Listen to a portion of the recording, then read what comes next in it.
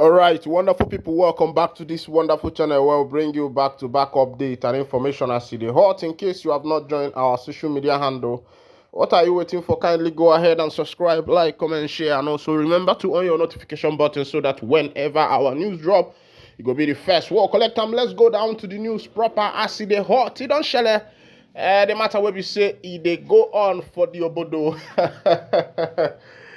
The leader of the indigenous people of Biafra, Mazi Okuchukwu Kano, has given about 20 conditions to the Nigerian, to the NIG government as it be. Let's go down to the full detail of the information. Kano gives condition for his trials as court decides May 20th for his next trial. Let's go down to the full detail of the information and see what Mazi Okuchukwu Kano is saying on this particular matter. The detained leader of the indigenous people of Biafra, Mazi Nnamdi Kano, on Wednesday listed conditions to be met by the federal government before he would submit himself for trial in the treasonable felony charge preferred against him. Kano told the Abuja division of the Federal High Court that he would not oppose the acceleration of his trial once the conditions he enumerated were fulfilled. Led by his special counsel, Aloy Ejimako, the IPOB leader demanded the restoration of the bail that was earlier granted to him by the court. He insisted that his continued detention in the custody of the Department of the State Service, DSS, has hampered his ability to effectively prepare his defense to all the allegations the FG leveled against him. Kano further argued that his bail was erroneously revoked by the court based on false and fraudulent misinterpretation of facts by the federal government. Insisting that he never violated any of his bail conditions prior to the time that security agents invaded his home, Kano urged the court to set aside the warrant of arrest that was subsequently issued against him over the false claim that he jumped bail and escaped from the country. It was equally his demand that he should be granted unhindered access to his lawyer as required by law. Alternatively, Kano in another application prayed the court to order that he should be transferred from the custody of the DSS to either prison or be placed on a house arrest. My lord, we seek the transfer of defendants from DSS detention to a house arrest or other similar places of custody or similar law enforcement agency custody. It is important to do so, my lord. The application did not arrive in a vacuum. We made it orally and we are directed to put it into writing. We are offering solutions to assist accelerating hearing ordered by the court.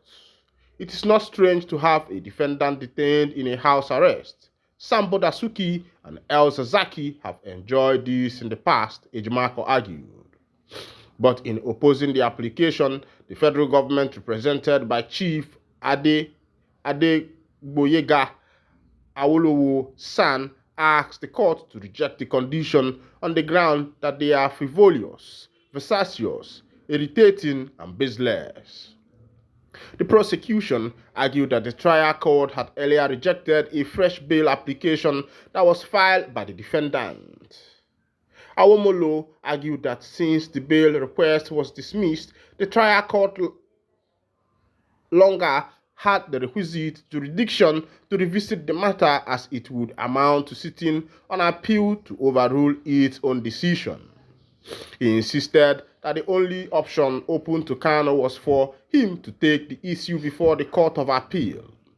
More so, the federal government argued that it was not in the position of the defendant to dictate how his trial should be conducted or to list conditions the court must meet before he would be tried. It therefore asked the court to dismiss the application as frivolous and time-wasting. But before adjourning the matter to May 20th, Justice Bintanyako asked Kano to choose between having his trial adjourned since die indefinitely or to allow the prosecution to open its case by calling the first witness. My people, now don't see as it happen for that matter. We be say concern the leader of the indigenous people of Biafra, Mazi Nnamdi Kanu, Okuchukwu Kanu, as they be. You don't share. You know, as the matter they be, as na Oji Fenwata, Wenia Kenu, Oji Fenwata, Wenia Kenu, Bakalu Belia, over to that thing. And I say shout out to all of us of freedom all over the world. Shout out to all our fans on this channel. Shout out to all the lovers of freedom, those who there for the Biafra land, those who there for diaspora. Everywhere where una dey, I say shout out to una. Remember, say I promise you, I say one of the things where we say I go to do for this particular channel, not to bring you the matters where we say it concern the land of freedom. And me myself, I not go make mistake not to bring them for you. And if I make mistake, just hold me accountable as they be. If in a country where we say law they work. Because the African country, most of the time I use West Africa as an example, where we find ourselves, and a place where we say now the government they put law, and at the same government we put law, now then they fall the hands of the law. Since 1999, since the democracy regime of 1999, after the military regime, where the Constitution of the Federal Republic of Nigeria were watered down by allocating so many powers to the executive and keeping the judiciary and the legislature without any power. Of course, you know that it's more or so that the 90% of the powers of the government we are given directly to the executive, and thereby allowing the executive to exercise a bigger power.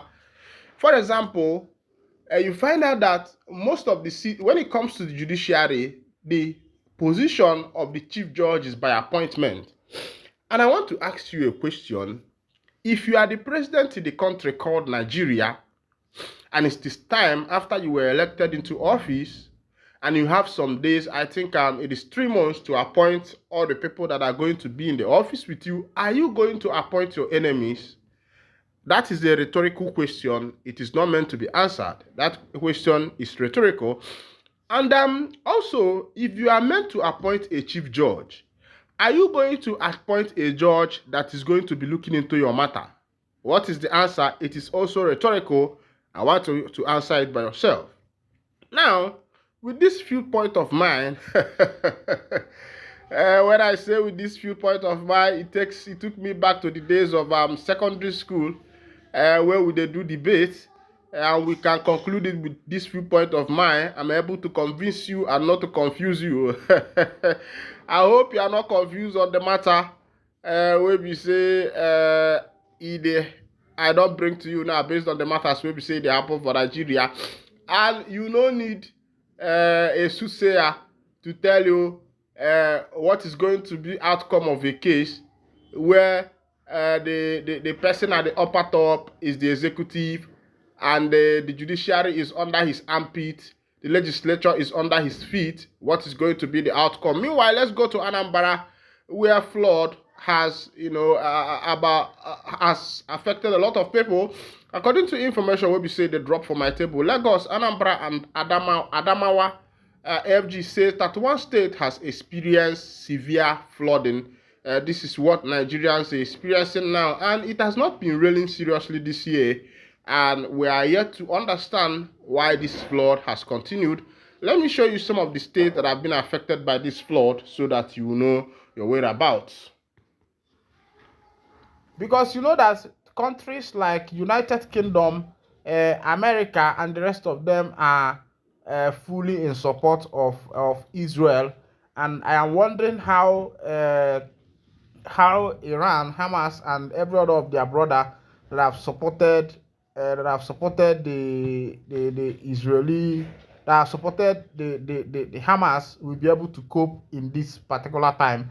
And I know that this is going to be leading to a lot of sanction. There will be a lot of sanction as regards this particular matter, because it is not going to be easy for the people. As there be this information, don't they come to us that there will be there will be a border reopening in order for Nigerian custom to socialize with Benin Republic counterparts. they want to open the border again, and I think that is a good move because remember that those days you can go to Cotonou and buy your car very cheap, and you remember that car usually is cheaper in Cotonou than Nigeria because of the issue of stamp duty. But here in NIG, the stamp duty you are paying and the custom fees equal to, sometimes equals to even bigger than what you have bought by yourself. And somebody will be wondering, why is the cost of things very high in Nigeria? Why not bring down the stamp duty so that everybody will be able to purchase a car, or even at minimum have a little car? And a lot of people are of this speculation that the government, they don't have the interest of the poor masses at heart. As it be, American veteran soldiers of Igbo descent have accused Hope Uzodinma of masterminding Mazi Nnamdi Kanu's continuous incarceration in the Department of the State Service Custody. They say that now Honorable Osei Fianankete, that